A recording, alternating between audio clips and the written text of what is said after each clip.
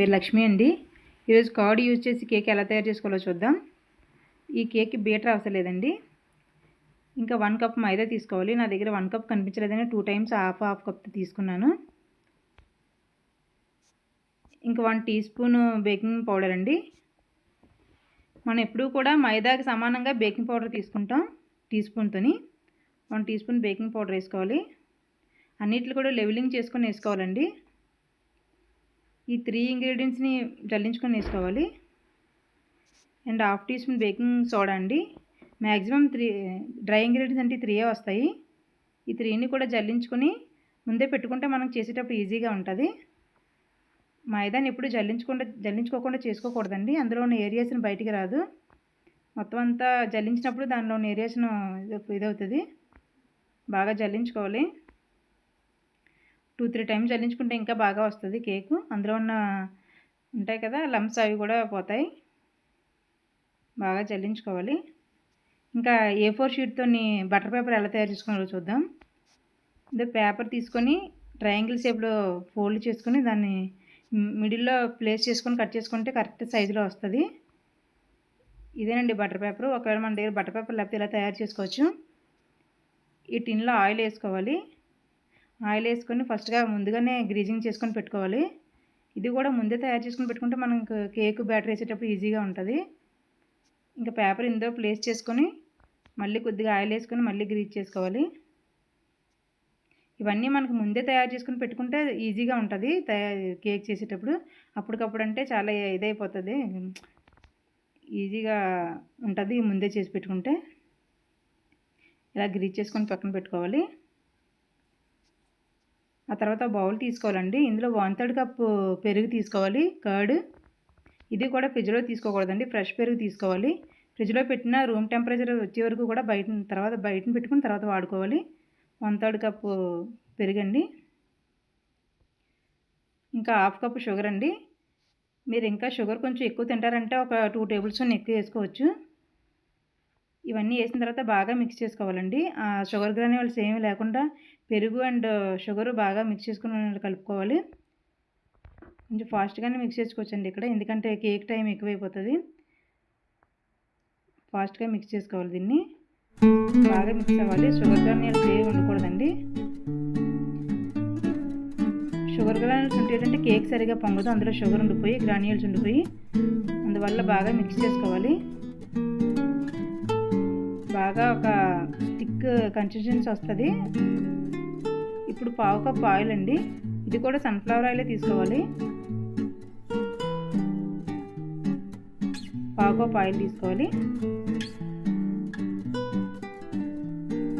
ఇది కూడా వేసుకొని ఈ 3 ఇంగ్రీడియంట్స్ బాగా మిక్స్ అయ్యేలా కలుపుకోవాలండి.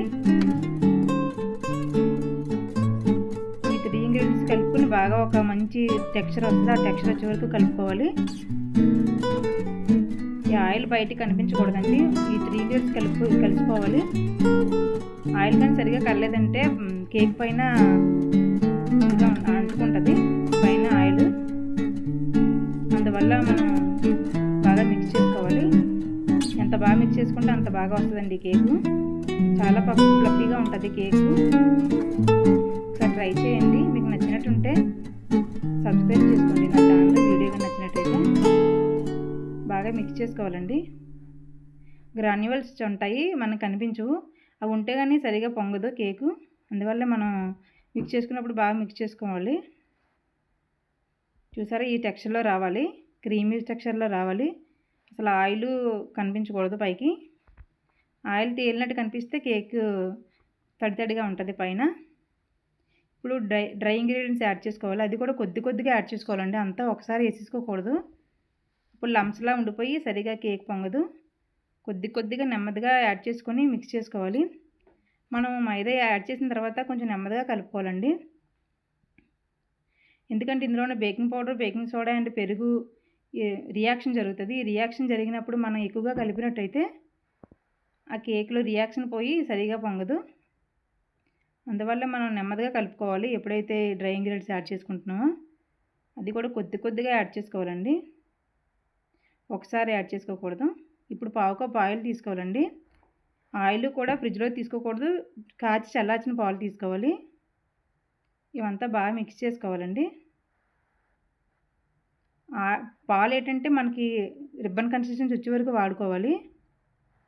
పాలు ఇంత క్వాంటిటీ అని ఏముండదండి, మైదా బట్టి పాలు కలుస్తూ ఉంటాయి. మైదా మనకి ఏ రకంగా ఉంటే ఆ రకంగా పాలు కలుస్తూ ఉంటాయి. నేను 1/4 కప్ తీసుకున్నాను పాలు, కానీ నాకు కొంచెం 2 టేబుల్ స్పూన్ పాలు ఎక్కువే పడ్డాయి. మిల్క్ బాగా మిక్స్ చేసుకోవాలండి. చూస్తూ ఉండండి. ఉన్న మైదా కూడా మొత్తం అంతా డ్రై ఇంగ్రీడియంట్స్ అన్నీ యాడ్ చేసుకొని బాగా మిక్స్ చేసుకోవాలి. ఫాస్ట్గా మిక్స్ చేసుకోకూడదండి.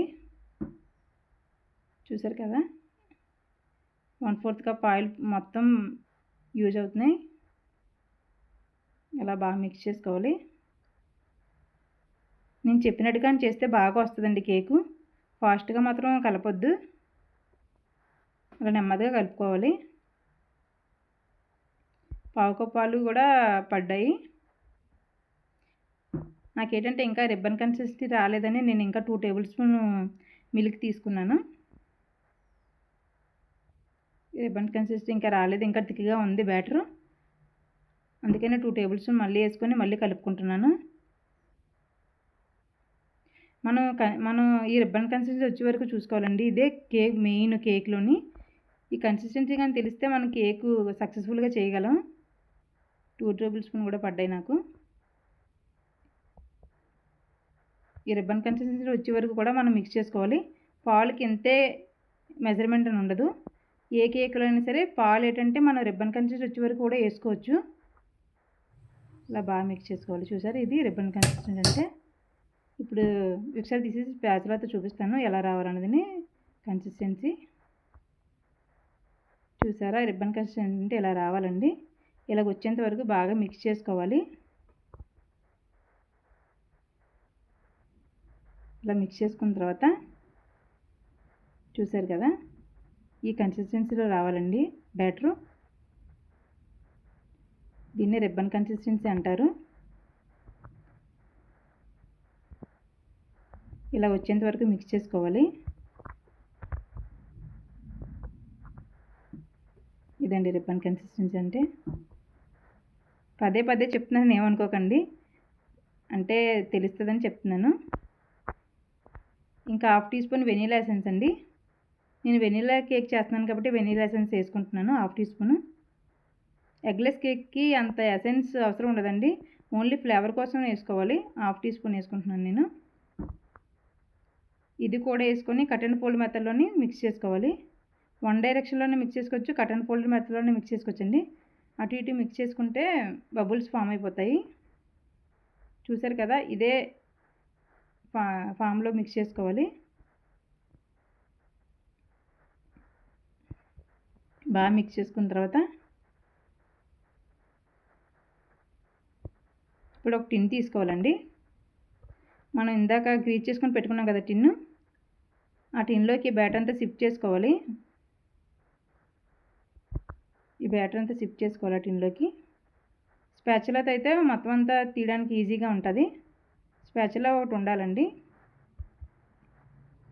స్పాచులా ఉంటే అందులో ఏమీ బ్యాటర్ అయితే ఉండిపోకుండా మొత్తం క్లీన్ అవుతుంది బౌలు.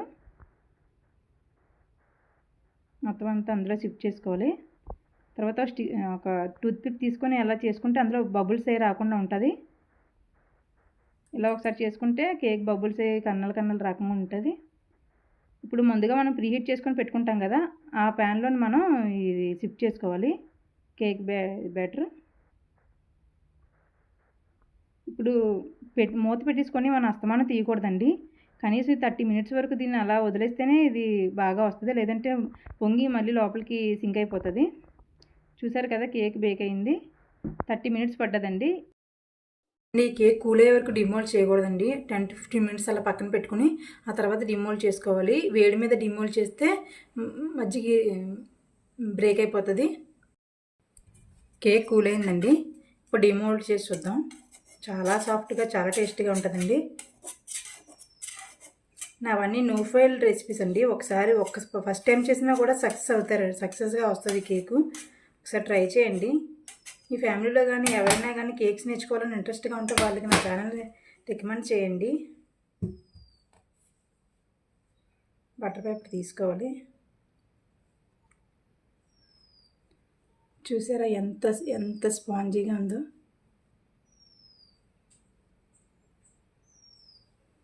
ఒక్క పీస్ తింటే ఆ ఒక్క పీస్తో అవదండి, 4-5 పీసులు తినాలనిపిస్తుంది, అంత టేస్టీగా ఉంటుంది. ఇప్పుడు మీకు కట్ చేసి చూపిస్తాను ఎంత స్పాంజీగా ఉందన్నదని.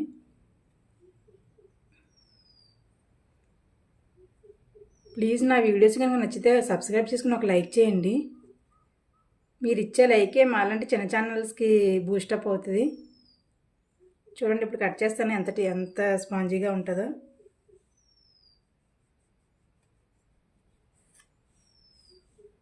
నోట్లో వేస్తే అలా కరిగిపోద్దండి కేకు.